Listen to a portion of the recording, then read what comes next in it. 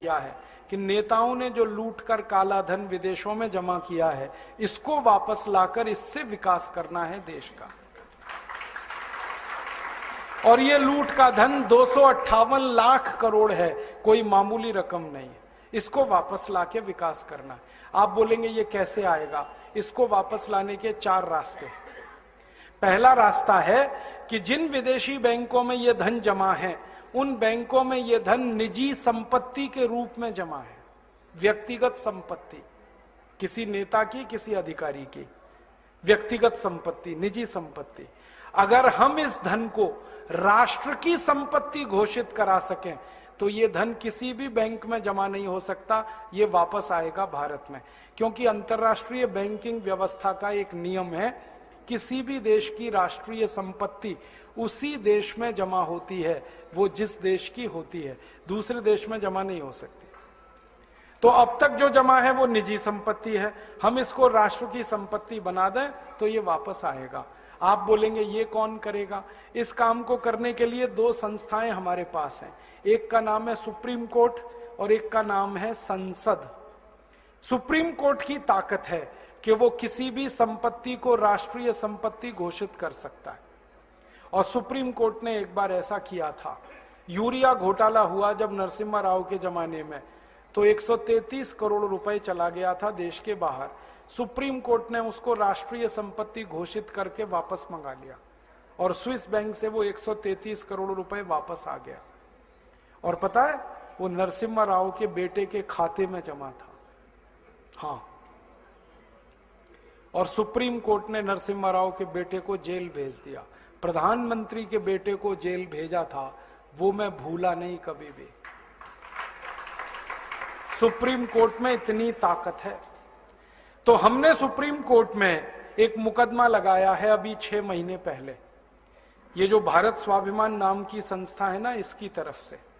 और मुकदमा हमारा एक ही है कि अगर यूरिया घोटाले का पैसा सुप्रीम कोर्ट ने राष्ट्र की संपत्ति घोषित किया था, तो चारा घोटाले का भी राष्ट्र की संपत्ति है, बोफोर्स घोटाले का भी राष्ट्र की संपत्ति है, सभी घोटालों का पैसा राष्ट्र की संपत्ति है। और इस तर्क से अगर सुप्रीम कोर्ट सहमत हो जाए तो 258 लाख करोड़ को राष्ट्र की संपत्ति वो घोषित कर सकता है।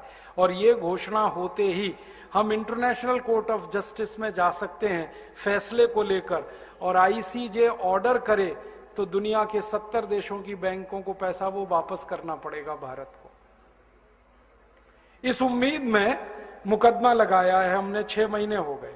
6 महीने तक ये मुकदमा स्वीकार नहीं हुआ, बहस होती रही कोर्ट में, और अब स्वीकार हो गया है।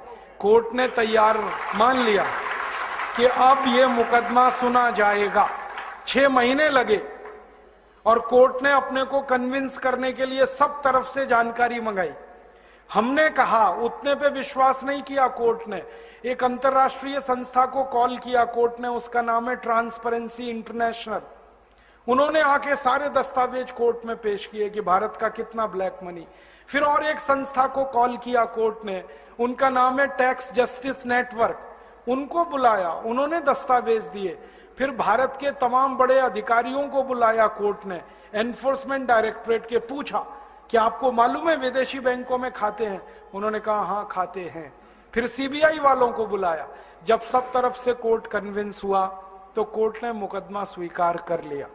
अब कोर्ट ने नोटिस दिया है सरकार को, और सरकार को पूछा है कि ये 258 लाख करोड़ किस किस का है, जल्दी से कोर्ट को बताया जाए। अब सरकार की हालत थोड़ी खराब है, क्योंकि जिनका पैसा है वो ही सरकार चला रहे। तो सरकार ने कोर्ट में टालम टोल करना शुरू किया है। ये टालम टोल वो थोड़े दिन करने वाले हैं, ये हमें मालूम है, क्योंकि वो बताएंगे नहीं कभी भी। तो हम सुप्रीम कोर्ट को एक दिन एक बात कहेंगे कि टालम टोल 6 महीने, साल भर, 1.5 साल, 2 साल, 3 साल, कितनी? फिर हम सुप्रीम कोर्ट को कहेंगे आप तो एक्स पार्टी जजमेंट दे दो, और कोर्ट को ताकत है वो करने की। और हम कोर्ट को कहेंगे ये नहीं बता रहे किसका पैसा है, आप तो ये कह दो जिसका भी पैसा है वो भारत की राष्ट्रीय संपत्ति है, बात खत्म हो गई। और उम्मीद है कि कोर्ट ये फैसला देगा और ये फैसला हुआ तो 258 लाख करोड़ वापस आएगा। दूसरा रास्ता है अपने पास, वो ये कि हम संसद में अगले 4 सालों में एक प्रस्ताव पास कराना चाहते हैं, और वो प्रस्ताव ये है कि 15 अगस्त 1947 के बाद जितना भी धन भारत से बाहर गया वो भारत की राष्ट्रीय संपत्ति है। बस किसी का नाम नहीं लेना, किसी की बात नहीं कहना।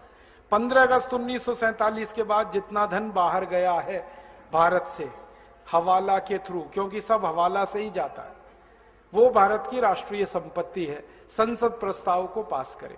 अब इस प्रस्ताव को रखेगा तो कोई एक सांसद, और वो हमें मिल ही जाएगा अगले 4 साल में। कोई तो माई का लाल मिलेगा, ऐसा तो नहीं है कि सब मर गए। और प्रस्ताव जब रखा जाएगा तब बहस होगी। बहस वाले दिन हम देखेंगे कि कौन कौन इस प्रस्ताव का विरोध कर रहा है। जो विरोध करेगा पक्की बात है खाते उसी के हैं, पैसा उसी का है, और सारा देश देखेगा बेईमान कौन कौन है संसद में। आप तो अपने सांसद पे नजर रखना बस, कि आपका सांसद क्या कह रहा है।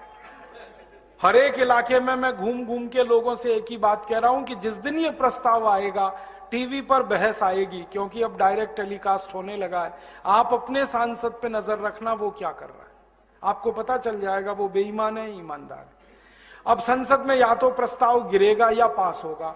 गिरेगा तो विरोध करने वाले सांसद ज्यादा चाहिए, तो सारा देश देखेगा बेईमान और हरामी कौन कौन है इस देश में। और या सांसद डर के मारे विरोध नहीं करेंगे तो झटके में प्रस्ताव पास हो जाएगा, और प्रस्ताव पास हुआ तो कानून बनेगा। अपने दोनों हाथ में लड्डू है, हमें कुछ खोना ही नहीं है, जो है पाना है।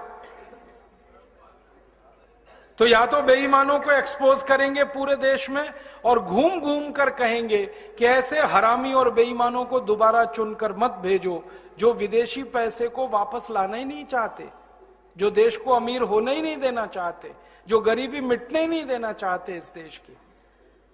तो या तो उनके खिलाफ लड़ाई शुरू होगी, जंग, और वो